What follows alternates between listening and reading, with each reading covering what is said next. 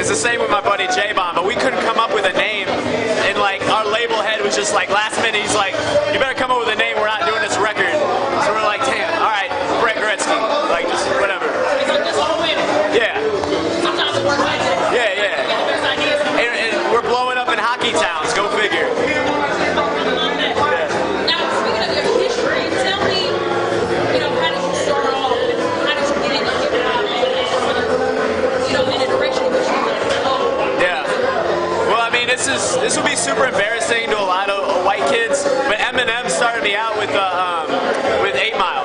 Like, I loved Eminem back in the day, and I watched 8 Mile, blew me away that, like, the culture and like, what this could be and stuff, because I never saw it around me growing up. And I couldn't, like, act on it in my own neighborhood and, like, my own community because everyone was different than that. So, like, I found myself going online, rapdogs.com. It's the first place I went, and, like, every day I would just, like, submit a new poem or a new song or a text battle. And people would tell me what they think, I would tell them what they think. All of a sudden I'm, like, collaborating with people, like, across overseas and stuff before I even met them. And it's always been a passion of mine until I got to Columbia. And I was doing a rap battle in Columbia, and my buddy Steady P, he was judging me then, and he found me, and he's like, yo, we think you're dope, we want to put you on some shows. And then I was just like, I was a bug. I was just a gnat. I would just follow him to every show he played. He got one in Lawrence, I'm going to show up. Hey, you know that song we did together? Let me play that song with you. And all of a sudden I'm like in front of people, and it just kept rolling. I just never stopped, Now, you're a part of IndyGround. IndyGround, yes. As an indie label. Yes. Tell me about that experience. And being with an indie label, Yeah.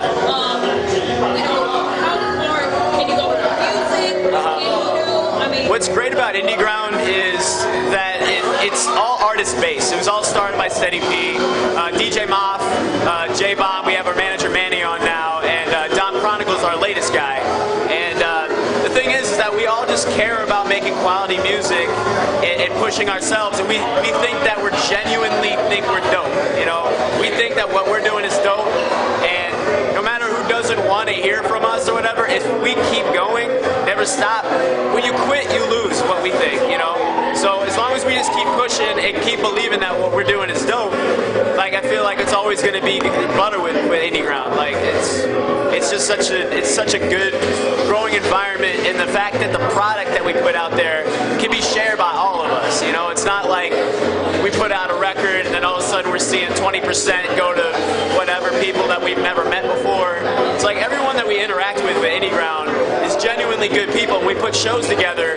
Like one of my favorite statistics about IndyGround is there's like never been a fight at any show ever, and it's like that's what we want, because we want people to feel like comfortable. We want people to get the right impression about what hip-hop can be, and it doesn't always have to be what mainstream media wants the boogeymen to be made out to be, so yeah, we're just always out here trying to be positive and having fun and not taking ourselves too seriously, Sure. now, what is your current project, and how are you pushing it? How is it being received by the fans? Well, my latest project is called Billy Hoyle, and it's a White Men Can't Jump kind of offshoot, so it's a lot of fun rapping, not 90s feel to it. I got Nick Men from Doorway on that project, as well as Abnorm and Steady P and Don Chronicles, so it's a feature-heavy driven record, but it's only like 5 songs. What I wanted to do with that is I wanted to make that fun record, because I got another one coming out in September that's like a full-length, super political, philosophical. Like I wanted to split it into 2 parts, much going back to like Eminem and the Slim Shady shit, like he can make that alternate, that alternate personality, and I feel like in doing that it puts pressure off yourself to really like, just make quality music. Don't even worry about how people are going to perceive it. So that's what I do with that. I think a lot of people like that project that might not feel my other stuff, and that's what I want to accomplish. So I'm really happy with how it turned out. Now, you said you started off, when you first started off in hip-hop and rapping, you were working with artists overseas. Yeah, like, have you tried to go back to that and grab some artists from overseas? I definitely am interested in tapping in the international community. One thing that I want to do for my myself is be able to go over there and see these people myself, rather than what I used to do, which is like, you know, I throw a beat out there and then I got a couple nibbles from some guy in Norway, and I'm like, all right, get on the track, like, it would be dope. But like, yeah, I would definitely love to get back with that, because I feel like the international community is very much slept on. Like, there's a lot of cats out in Australia. One of my main producers is in Australia. There's a lot of really dope MCs in Australia, UK, like they're everywhere. It's just, you know, they don't get pressed like we do over here because we invented this style, you know. So I would love to. Yeah, that'd be great. Now I know collectively IndyGround, you all have been touring. Yeah. As of late, and I know you've been touring the States. Yes. Do you all have any plans, I guess, overseas? I would love to go overseas. As soon as it becomes, I mean, it always comes back to money, and you know, for everybody. If you're a human and you don't worry about money, then congrats, you're rich. But aside from that, like, you know, I would love to go international. Steady P recently, Steady and Moff, they got up to Canada, which is that's a big step for me. You know, like just the ability to cross borders and meet new people over there and just, you know, figure out what other people are like, you know. And I would love to go overseas and tour out there for sure. There's a lot of guys over there right now, like the Doomtree Collective, like Dessa, Sims. I know like Bus Driver gets over there. Even like Black Spade, like that's a local guy that I look up to immensely. And you know, he was talking to me the other day, like a couple weeks ago, about how he gets overseas and stuff, and you know how I should definitely be trying to do that as well. So yeah, it's just things you don't think about until they come at you. Like, oh shit, I probably couldn't do that, you know. So yeah. Now, in the very near future, what do you as an artist have on deck? As far as maybe a new song, you're trying to push with somebody else, you know? I'm making a political, philosophical record that I feel encapsulates everything I've been trying to say about society in general. About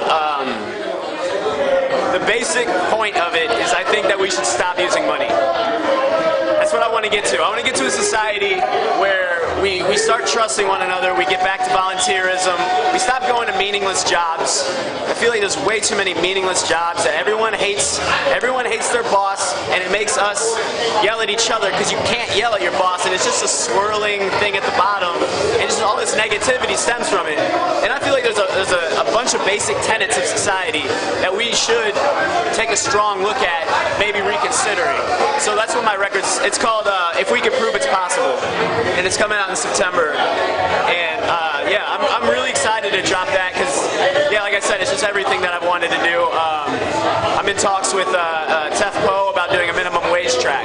Like, just there's a lot of things that I feel need to be said these days that aren't being said. So that's what I'm really excited for, is just get on that. Yeah.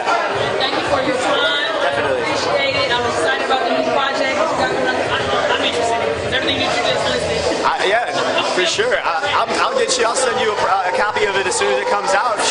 Mexico 45, SLUMFEST. I mean, this is great. It's a great event. Like, St. Louis hip hop. It's alive and well. It's a beautiful thing here. Like, I'm really glad to be here today. So, Thank you. Thank you. I appreciate it.